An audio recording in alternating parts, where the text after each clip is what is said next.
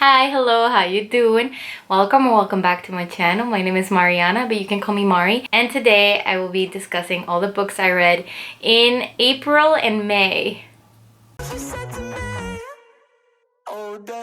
I feel like the year has gone by extremely fast. It's June already and my brain isn't processing that.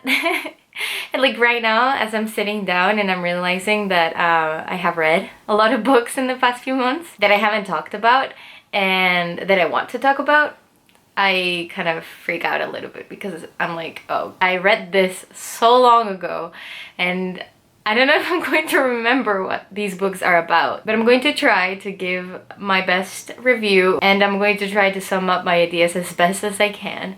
And so without further ado, let's begin with the books I read in May. So we begin with a 1-star, which is not the best way to begin any month, but it's because I finished a book called Crash by J.G. Ballard. And if you really want to know my thoughts about this book, I made a whole vlog about reading this and my experience on reading it alongside other books. But this was just like not for me. Let's say that. It's a book that mixes gore and car crashes with sexual undertones and like explicit sexual content, and it's an interesting book to analyze in terms of like sci-fi and modernity and technology, but again, it wasn't for me. The experience of reading it was not the best, and also it took me so long to finish it, and yeah, so I give it 1 star. Then I have The Bird and the Sword by Amy Harmon, and this was one of my favorite books I've read this year. I absolutely loved it. It's a standalone fantasy romance book, and I was actually looking for something like that because I didn't want to get invested into a fantasy series, so I wanted something that I could just read and then move on. But then this book is still with me up until this day. I absolutely loved it, so I didn't move on from it necessarily. It's about a girl who has magic and who, when she was very little, her mom was killed in front of her. This is at the very beginning of the story.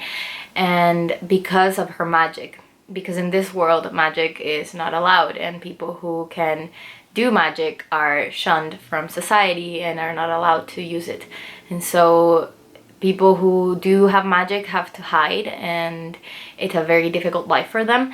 And so our protagonist, as her mom's last wish right before she was killed was for her daughter to be protected from society by hiding her magic, and she became a mute. And what I really enjoyed about this book is the magic system itself. I really like that there's different types, but I really loved our protagonist's magic because her magic deals with words and how words can actually affect things around you, and it can manipulate and they can be very powerful. And me being the linguist nerd that I am, I truly believe that words matter and that words hold so much weight in our society. And this book just brought forth all the ideas that I really love and enjoy, and it mixed it with fantasy and romance, and the romance was really sweet, and so I really enjoyed it, and I would highly recommend it if you're interested in a standalone romance fantasy. And I think this is a good one. This is a really good one to pick up, so I give it 5 stars. 5 stars, 5 stars. Then I read The Cipher by Isabella Maldonado. I said it wrong. By Isabella Maldonado. There you go. And this is a thriller. So it deals with a serial killer who realizes that his only victim that was able to escape him is still around, and he starts hunting her and stalking her, and she is an FBI agent. So it's told from his perspective and her perspective, and it's just very thrilling as you would expect, and I actually really enjoyed it. I think it's one of the better thrillers that I have read in the last couple of years. So I give it 4 stars, and I read it really fast, and it's really fast paced. A lot of very graphic content is portrayed in this book, so please do check out the trigger warnings because I think it can be a very sensitive topic for some people. But I would compare it to Pretty Girls by Karen Slaughter. So if you think that book is too much for you, then maybe also skip this one. But if you liked that one, then I would recommend picking up The Cipher. And I gave it 4 stars. Then I read Bewilderment by Richard Powers because it was nominated for the Booker Prize. And I felt like I wanted to read a book about nature. And so I read this one and it was very sweet. It deals with the relationship between a father and a son.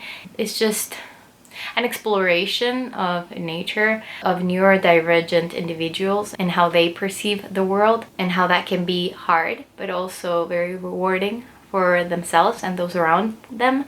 And even though I did enjoy the book, I think I was expecting more, I guess. I think I was left with the feeling of, okay, I really enjoyed the story. I liked the connection between the father and the son, but I would have liked to see a little bit more of maybe the father's experience with his wife. A lot of things were implied, which is excellent writing, but I just wanted a little bit more exploration, especially about nature. And because I was expecting that, I was expecting a lot more explorations on nature, and I think this book deals a lot more with the universe. So I'm terrified, absolutely terrified of space, and discussions about space interest me a lot, but also terrify me. And this book is not scary at all. It's a literary fiction book, but still I don't know if I enjoy those discussions. So it's a weird dichotomy and it's a weird explanation, and I don't know how to explain my feelings about this book. I just know that I didn't love it, I didn't hate it, I didn't not like it. I actually enjoyed it, but I would give it 3 stars. So maybe just like an in-between feeling. Then I read Lonely Castle in the Mirror for a special vlog about Allison Page's favorite book, and this is her favorite book of all time, so I decided to read it, and I was not disappointed. I absolutely enjoyed it, and if you want to know all of my in-depth thoughts about this book, go watch that vlog, and I think you will enjoy it. I tried to keep it as spoiler-free as possible, so yeah, go watch it. But I really enjoyed it, and as you can tell, there's a lot of tabs, so yeah. Then I read Ensayo de la Vida Real, and here we have the illustrator Rebecca Peña and the writer Alexa Polet.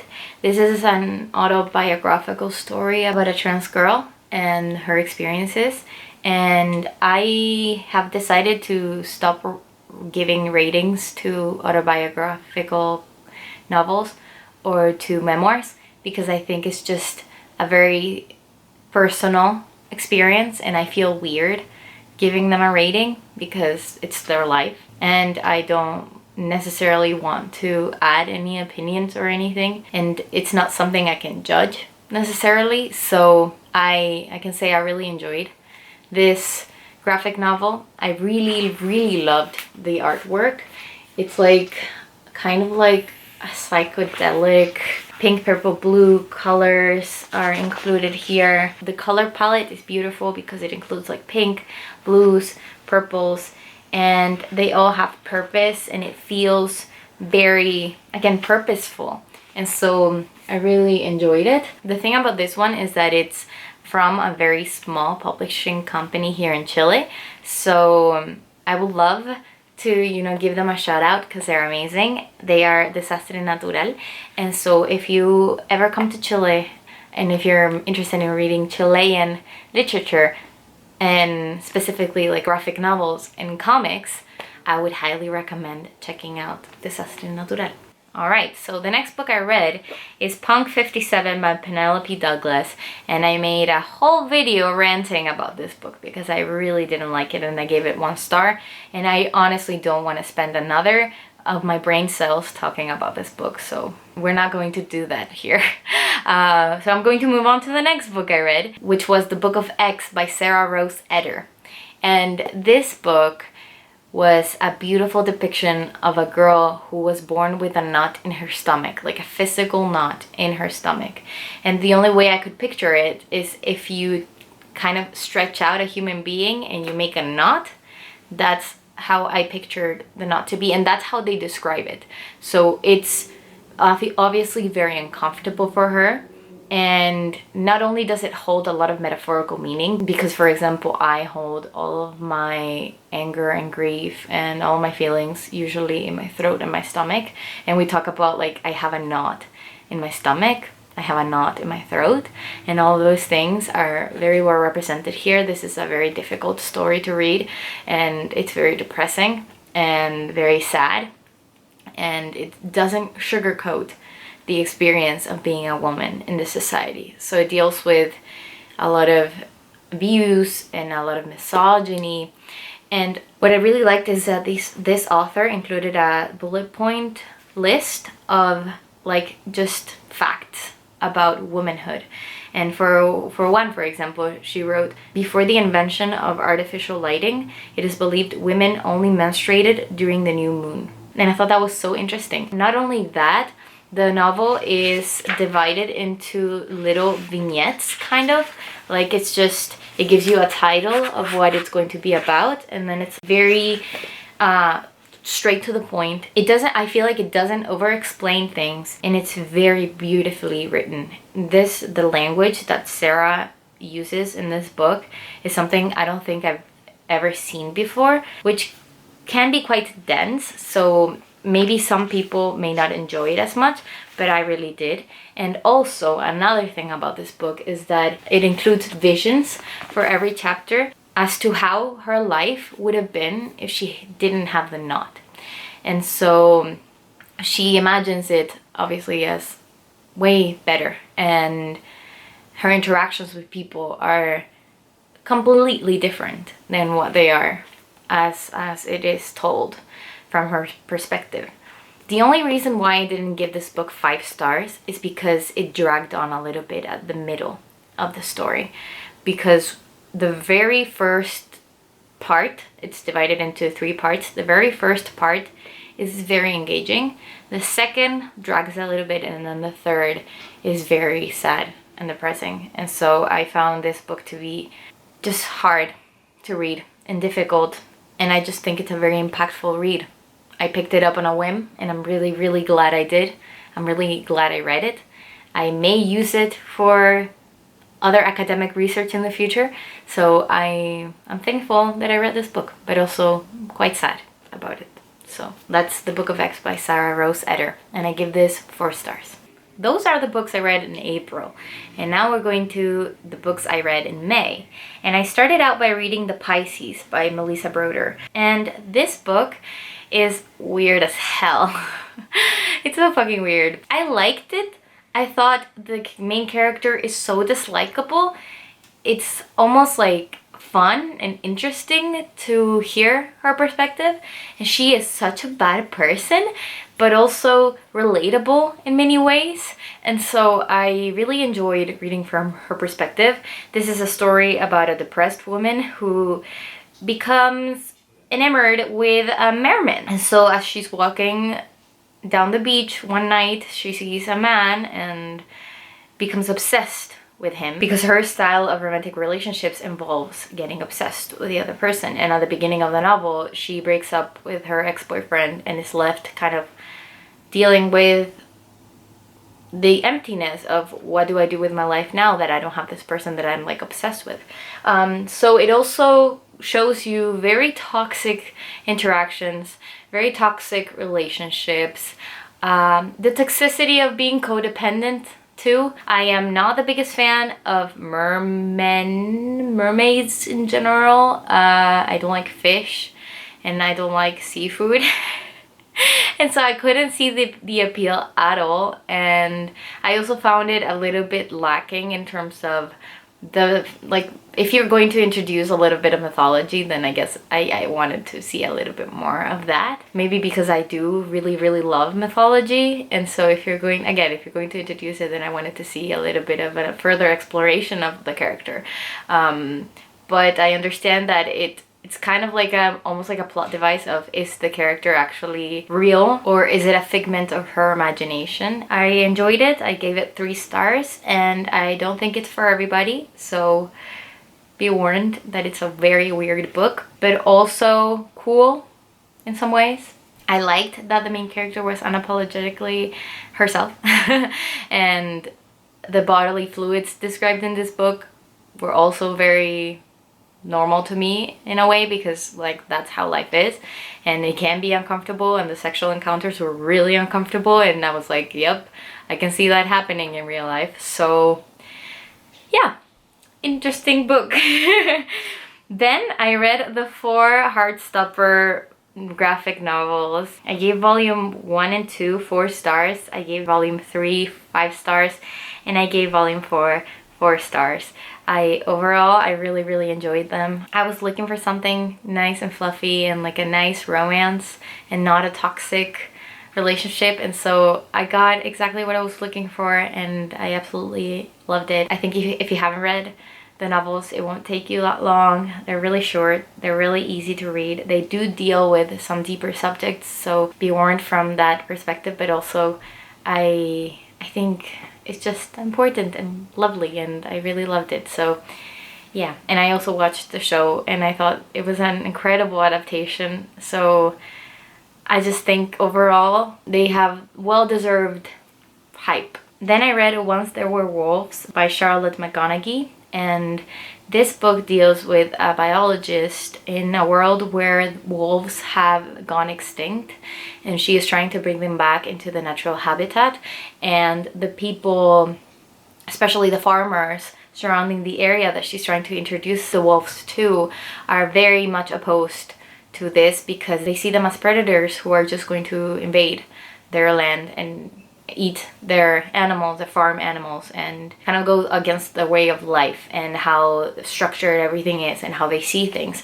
And our main protagonist is enamored with the wolves and has a special connection to them. She suffers from a very specific disease which makes her feel everything that the other person feels by looking at them. So for example, if in the beginning of the novel her dad shoots and kills a wolf, and she feels the wolf's pain in herself, so she pictures herself as the one who's being shot. And I thought that was a fascinating aspect of the novel because I never heard of that, and I don't know if it's real. I should have looked it up before I started recording this, but just in case if it is, I think one, how difficult it must be to live a life like that, especially with social media. I don't know exactly the date in which this novel is set, but it didn't mention social media, so I'm guessing it's not modern, but it represents a world with different details. And I liked the romance in the novel. I thought it was very well portrayed and very real. And overall, I really loved the reading experience. I read it in an audiobook and I was fascinated by it. I wasn't expecting to like it as much as I did because, for example, for Bewilderment, I was expecting it to do what this book did, kind of the exploration of nature, the exploration of animals and how they relate to human beings, specifically wolves. And I am fascinated by wolves. I just think they are such intelligent creatures, and I like the aspect that they work together as a pack. And I don't know, I just thought it was a very engrossing novel. And if you don't like experimentation on animals, then maybe I wouldn't recommend this book. But if that doesn't bother you, especially when it's for like a good cause or like for the love of the animal and how they function, and also the evolution of how as a scientist you can see something as objectively important, but also how you can develop love for the creature. I don't know, very interesting. I gave it 4 stars, mainly because in some parts it was a little bit slow and some parts weren't explained as well as I would have liked, and so the writing style was a little limited in that sense.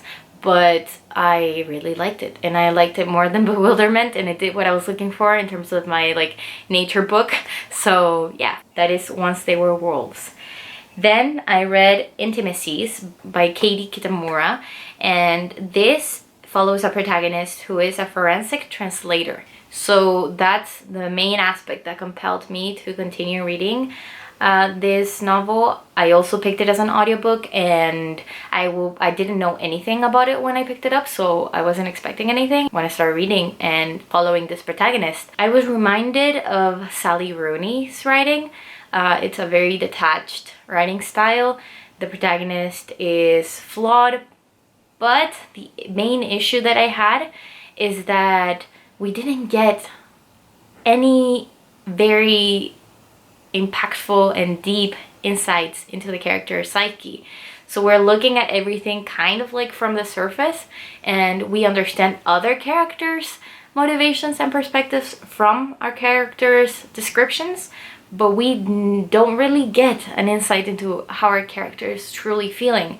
And so I felt that as the character was engaging with the different people in her life and with her job, and the aspects of her job that can be difficult, especially because in this novel she has to translate for a war crime lord, and it does talk about how translators have to remain quite neutral as they are describing horrible, awful things that people do to each other.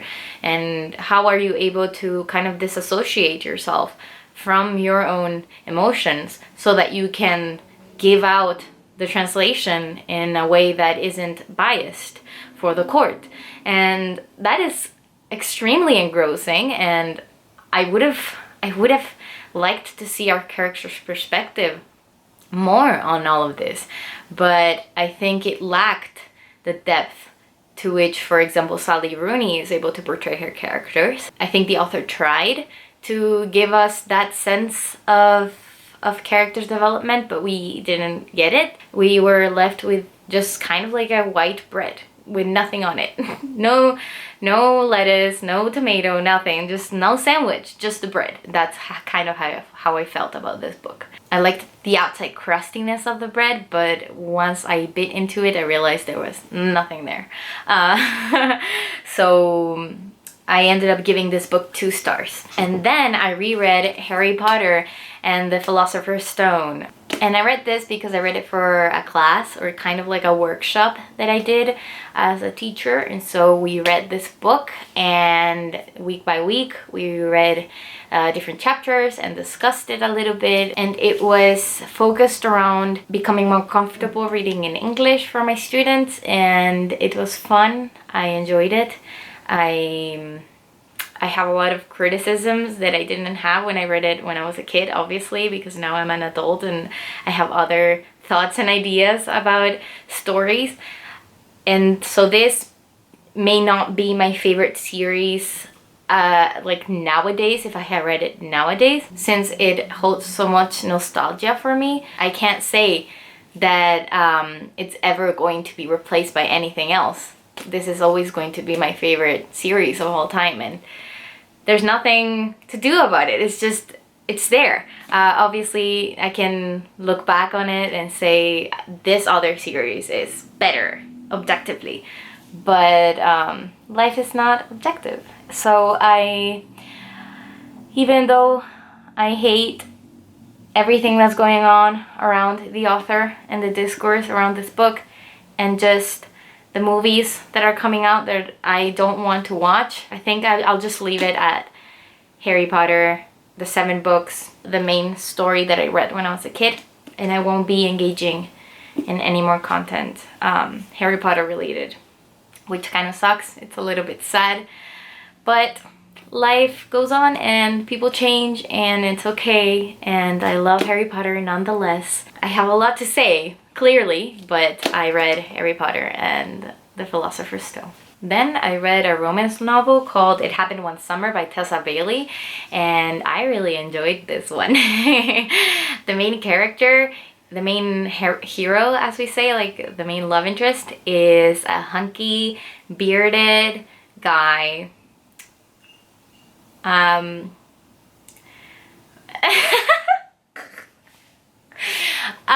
Let's just say that it's exactly my type of man that I would go for. My absolute biggest celebrity crush is Jason Momoa, and so I'm very into this type of dude, and I found the love dynamic to be very endearing. The grumpy versus sunshine dynamic is really fun to read from. I liked the sexy scenes. The protagonist was a little bit too much of like a stereotypical bimbo for me.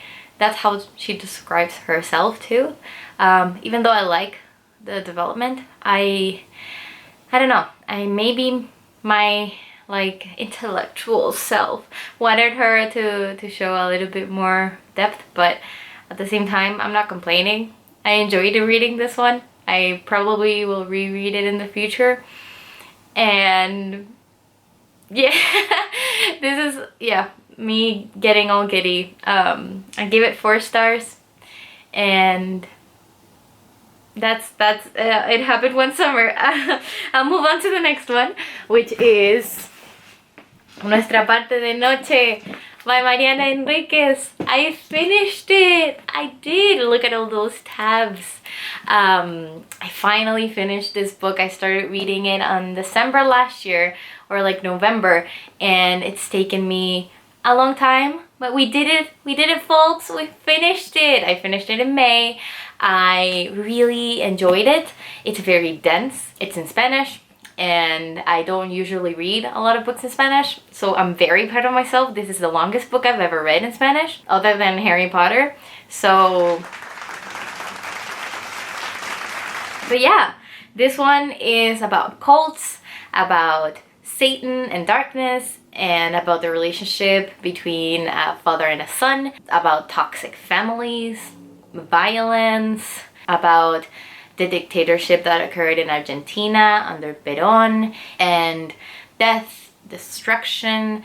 It's horrific. It's a horror novel, and it's also very good. I really enjoyed it. I give it 4 stars because it was quite dense at some points, and I did get bored a little bit in the like 400 page mark. And also because I wanted to know what happened to the mom. What happened to the mom? And I got no answers for that. So yeah, I guess that's one aspect that I didn't enjoy about this book. But everything else was really interesting. And I also feel a lot of emotions about this book because I finished.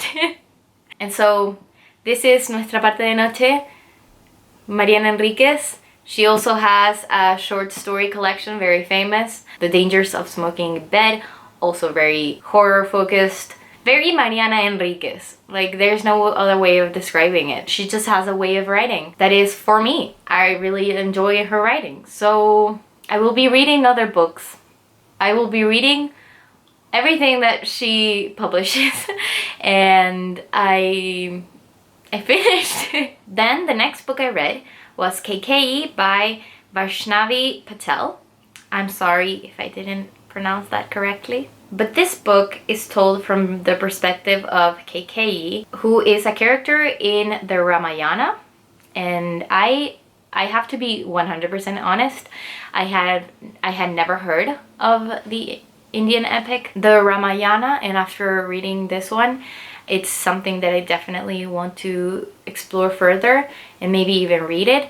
I really liked this novel, but I read some reviews that discussed the anti-Hindi sentiment of the book and redeeming the villain of the epic, which can be quite problematic if you don't do it correctly. So, do I have any grounds to give my own opinions about this? No. Did I enjoy the book? Yes. Am I a fan of just epics and mythology and anything that has to do with characters evolving? Yes.